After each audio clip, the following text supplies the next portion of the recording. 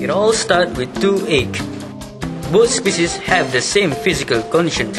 In the second stage, they're still the same, nothing different, and still can differentiate these two species. But moth caterpillar is more sting than butterfly caterpillar. In other words, moth caterpillar is much more stronger than butterfly caterpillar. Even after both species reach the third stage, they really look alike outside, but the inside is really different. But everything starts to change when the fourth stage starts to emerge.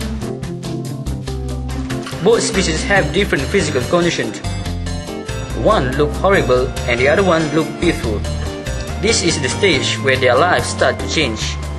The metaphor of this story means there are two different groups of students. One was gifted and genius, and the other one was normal and not so brilliant.